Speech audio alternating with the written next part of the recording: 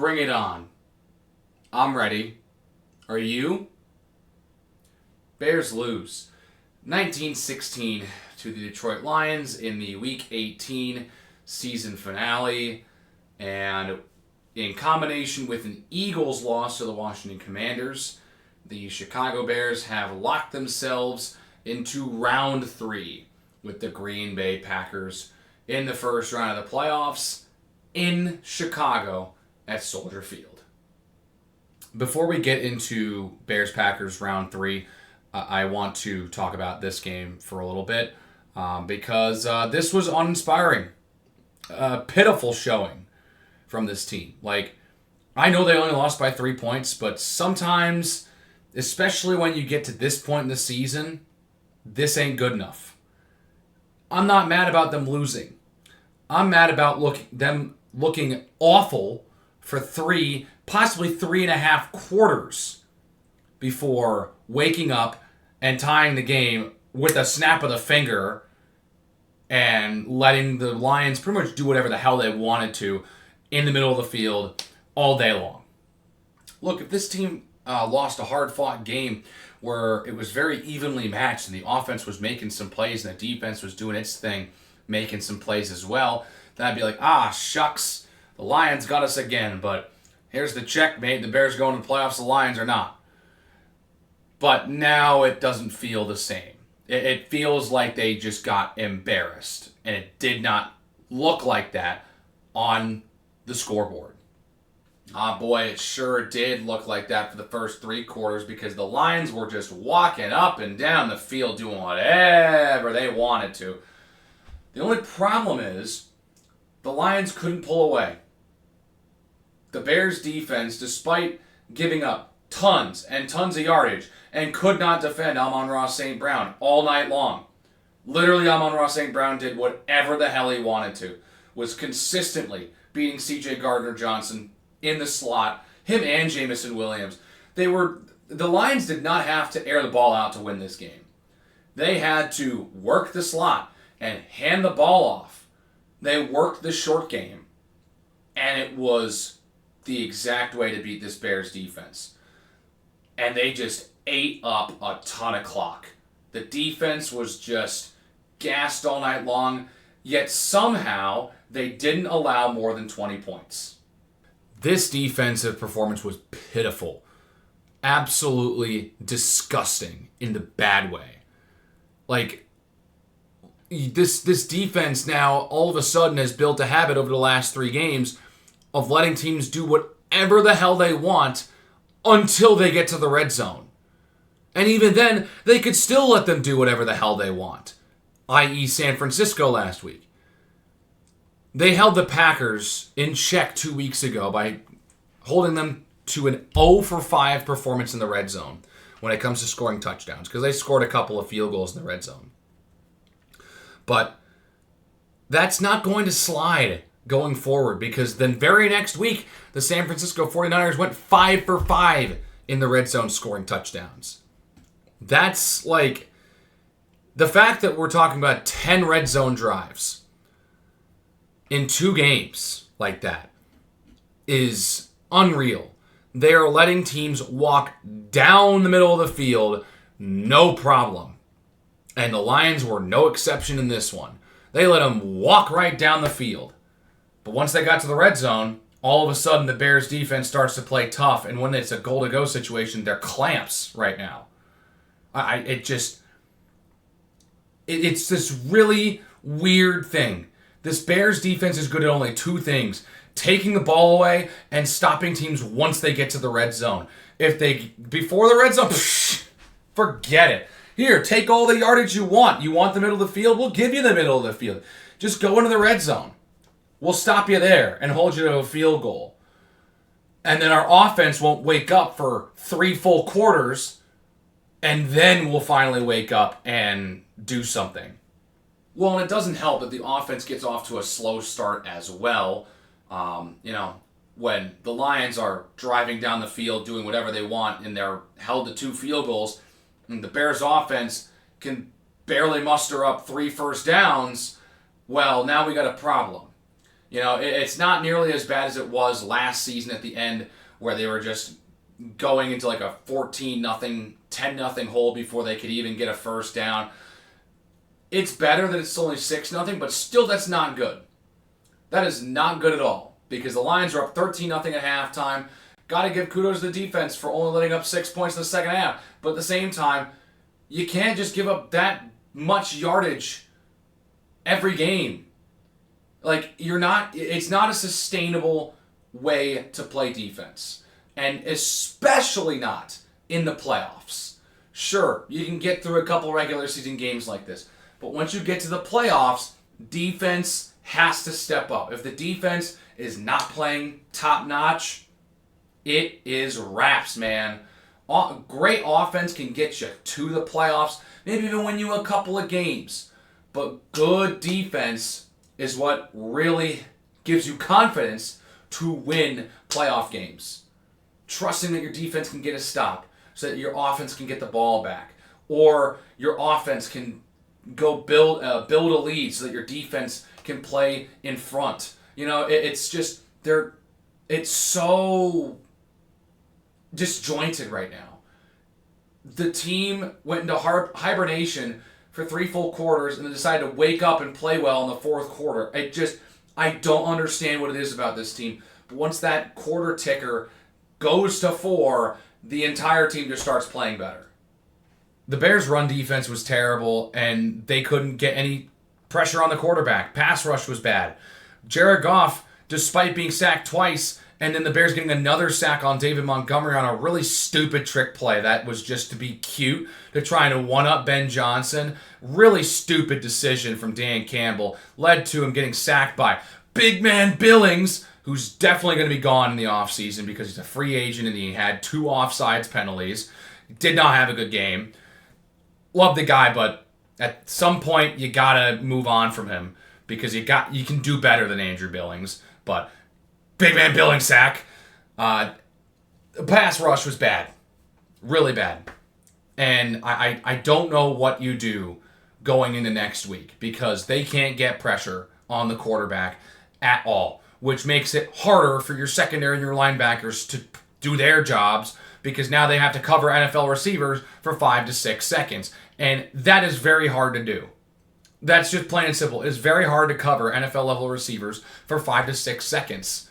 They're going to find a way to get open. So when you can't stop the run and you can't get pressure on the quarterback, what can you do defensively? Take the ball away. That's it.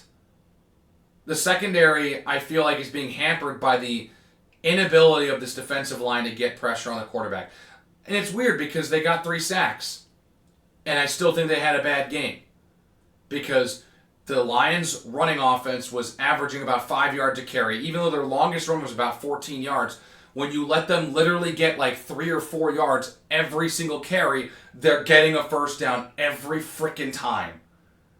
On every series, you're making it 2nd and medium, 3rd and short. You are not putting them behind the sticks. They keep falling forward instead of being pushed back. They're not taking losses on play. They're not taking any negative plays. It's just, you have to find a way to keep your opposition behind the sticks.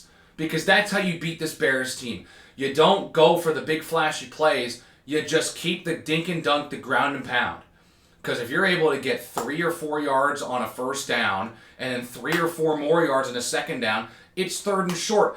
And if you're at midfield, you can do whatever the hell you want, because even if you don't get it, you're still going to go for it on 4th down, because you know you'll go ahead and get it. It is unreal how easy it is to beat this Bears defense and just walk right down the field, because they will just let you eat chunks of yardage. There aren't many tackles for loss from this Bears team right now. They're not getting pressure on the quarterback.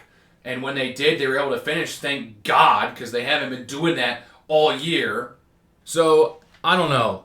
The only reason the Bears defense gets stops right now at this point is if the offense makes some stupid mistakes like whatever that David Montgomery trick play was, or like taking penalties. Like, that's really it.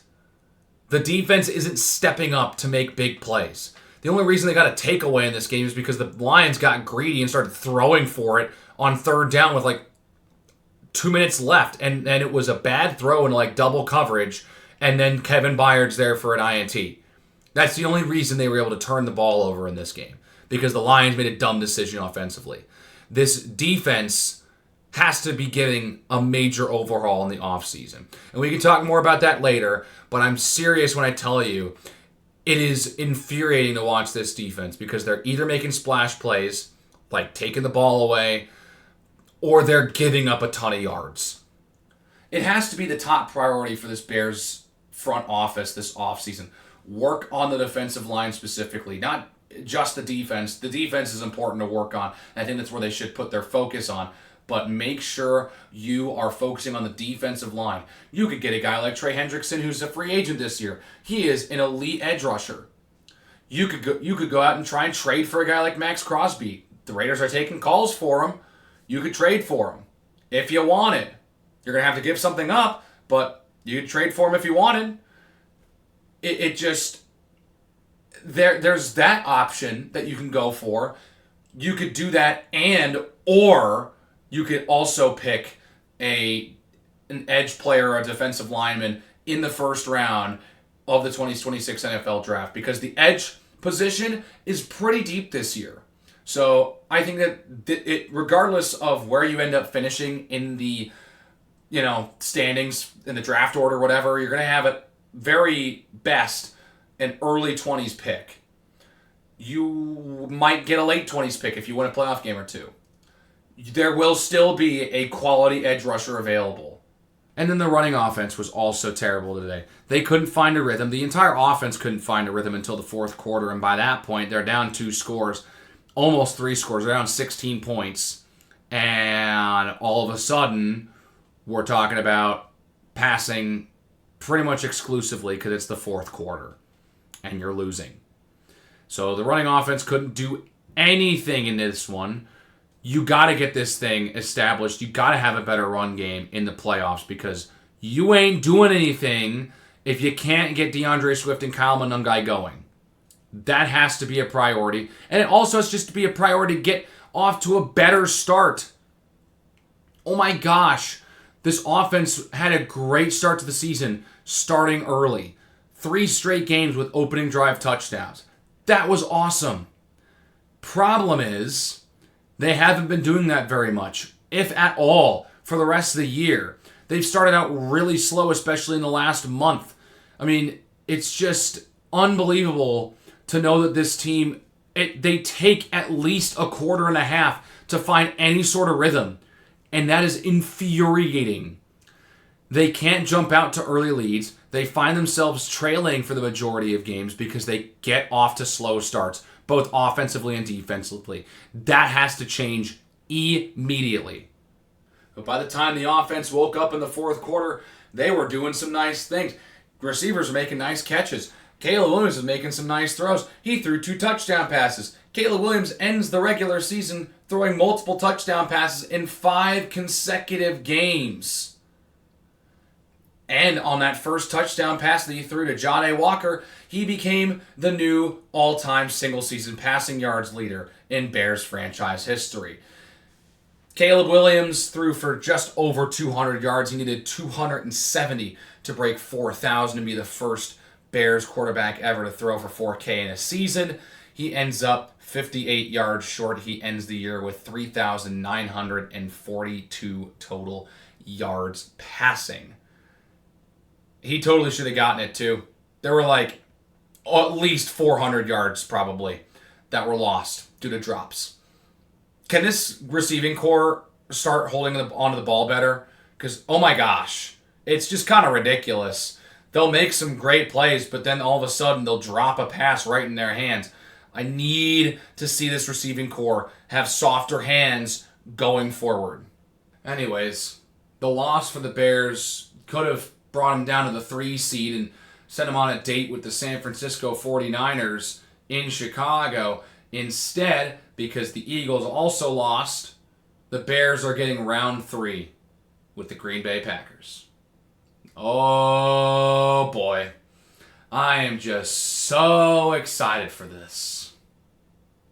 Look, I went into this game and into this day knowing that there was a very, very good chance. I mean, the Bears and the Packers had been basically projected to be playing each other at the end of almost every week since like Thanksgiving.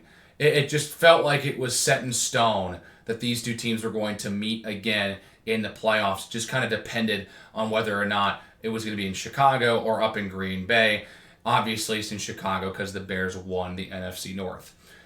And I said it last week, there are plenty of Bears fans that were honestly hoping that they would lose and the Eagles would win so that the Bears wouldn't have to play Green Bay in the first round just for the fact that they don't want to play the Packers. Doesn't matter how good the Bears are.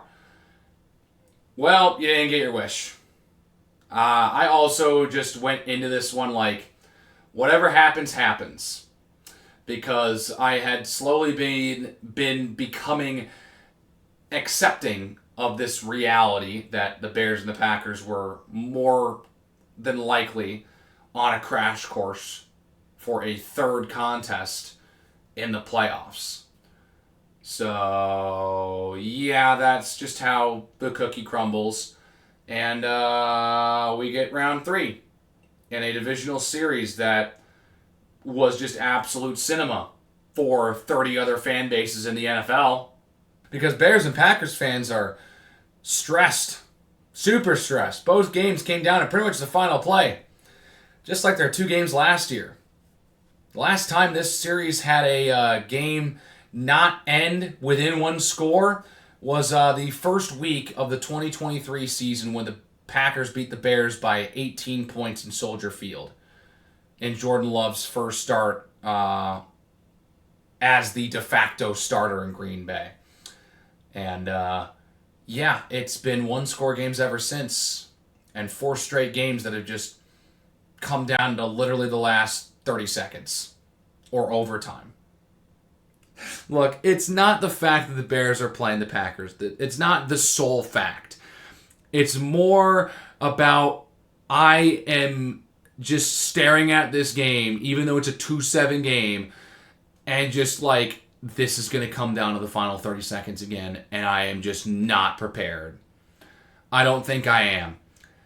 I probably am, but I don't think I am, because if my anxiety levels and my nervousness levels and my heartbeat was already as where it was week 14 this year, week 16 this year, it's going to be worse.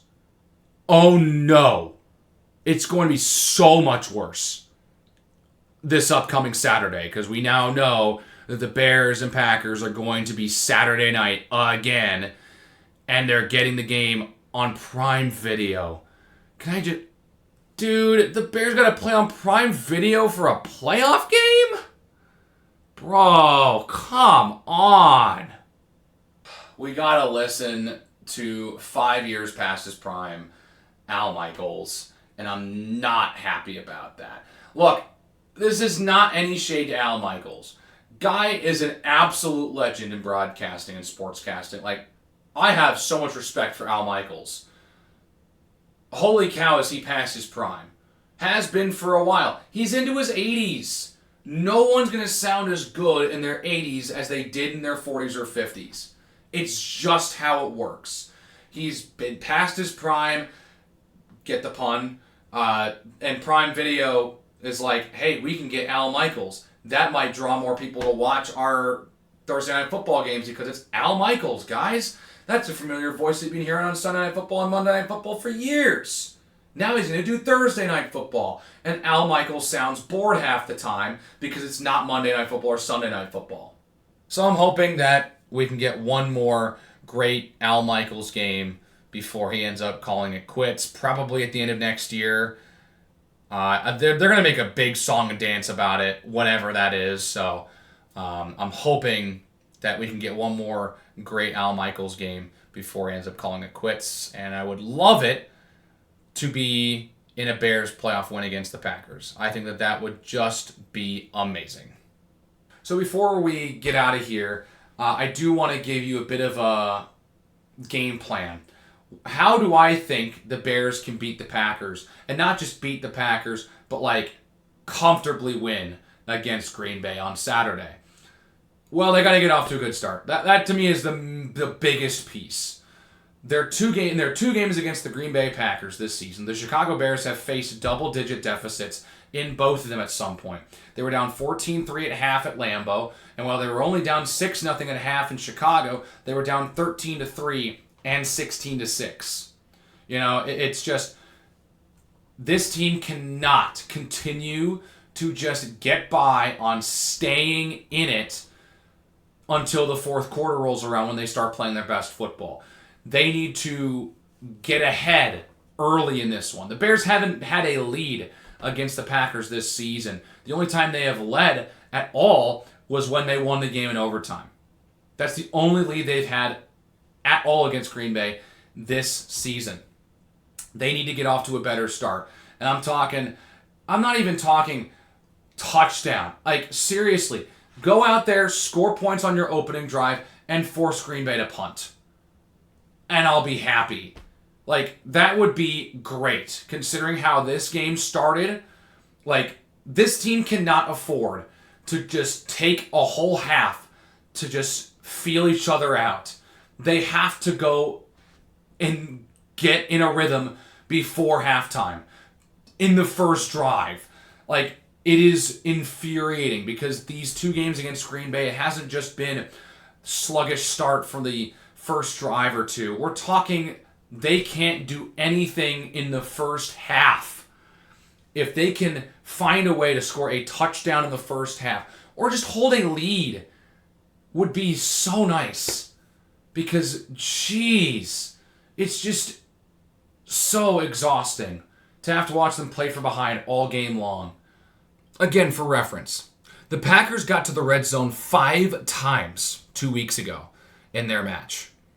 The only drive in regulation where the Packers didn't get to the red zone, they scored a touchdown. That cannot happen again. And I'm being so serious that if the Packers get the ball first, take 7 minutes off the clock and score a touchdown, and the Bears go 3 and out, it might be over. Like, it's actually insane how little trust I have in this defense right now to get a stop. And not even like get a stop in the red zone and hold teams to field goals. I'm talking about I have so little faith in them to force a freaking punt. Because they can't keep teams behind the sticks. They're always facing third and short, so they're letting up a ton of third down conversions. And if they're not letting up third down and short conversions, they're letting up fourth and short conversions because guess what? They failed a third and short. It's not sustainable. And unless the defense can step up and actually force the Packers to punt early, I'm not going to have any confidence. The Bears have been getting by this season by staying in it late and then swiping away the game in the last 2 minutes. That is not sustainable for the playoffs. It's so much fun to watch because the Bears are winning all these close games. They're coming from behind to win all these close games. They're just winning close games, which is something they continuously failed to do the last, 5 years. I need to see this team get off to a hot start. If they go down 10-0, 14-3, 17-6, if they go down multiple scores in the first half, it is very, very... I just don't have a ton of confidence that they can pull it off for a third time. And when I say third time, it's come back from a multi-score deficit to tie it against the Packers for a third time. I don't think Matt LaFleur will let that happen. I just don't think it's going to happen. It's hard to beat a team 3 times. The team split in the regular season. It's hard to come back from 10 points down over and over and over again. They can't keep doing this. They have to jump out early. They can't just keep playing from behind and just hoping the defense keeps them in it before the offense finally wakes up. They need to strike early and often. That's really it. That's really all they want. Get off to a good start. Dominate time of possession. Score on your first offensive possession. Don't let the other team score on their first offensive possession. And hold a lead. It's that simple. That is all I need to see in the first quarter and a half and I'll feel pretty good about this game. If they go down by multiple scores in the first half again, I am not going to feel good. And that, I think, is a recipe for disaster. Matt LaFleur is going to have his guys ready. They pretty much sat all of their starters. Like, actually sat them from the get-go. It wasn't like they pulled them. They sat them. They're going to get the extra rest. If you can't jump out in front of them early, you might get gassed, and they might run right all over you. So you got to be prepared. Ben Johnson, it's your first year in Chicago. You've had a great season. 11-6 is nothing to scoff at. Going from worst to first in a division that had 3 11-win teams last season is a very, very impressive feat. The entire NFC North had a winning record this season. That is very impressive to win that division. And sadly, there are plenty of Bears fans out there and people in Chicago and people in the NFL space that will discredit everything that you did this season if you lose this game to Green Bay. Not just because it's to Green Bay. There are plenty of Bears fans that will pretty much wipe away everything because you lost to Green Bay in the playoffs. It's not just that. You are the 2 seed, they are the 7 seed. You should win this game. I know it's been tight all year against these guys. You should win this game. You're at home. You finished a game and a half above them in the standings. The Packers are coming on a 4-game losing streak. You should win this game. You should win. If you lose this game, it's going to leave a very, very sour taste in the mouth of Bears fans. And it's going to put mostly everything that this season has given us with a little bit of an asterisk. I don't care if you win this game and you lose in the divisional round. I do not care. You have to win this game. This game is the one that you have to win. So, for just the second time in this channel's history, I'll be talking about a Bears playoff game. And for the first time in this channel's history, I'll be talking about a home Bears playoff game. This is it. It's now or never. The regular season's over. Playoffs are here. This channel is about to blow up one way or another, regardless of the result. It's either going to be a bunch of happy Bears fans celebrating a playoff win over the Packers, or a bunch of ecstatic Packer fans who are just going to gloat and lord over the team that they have been kicking down for the last 30 years. And just completely walking all over me and blowing up this channel even more. So, no pressure. Me. It's gonna be fun. Well, 1 week from now, I'm either gonna be living my best life ever, smiling through it all, on cloud 9 for about the 7th time this season, or I'm going to be more devastated than I have ever been in my life. That's a bit exaggeration. I will definitely be more devastated by the double doink. But that also depends on how that game finishes. If they get blown out, of course it's devastating, but the double doink it's the double doink, man. Regardless, biggest video in the channel's history is coming up next week. So you're not going to want to miss it at all. So please hit the like button if you like this video. Hit the subscribe button if you really liked it and want to see more content from me. We got playoff Bears football next week, baby.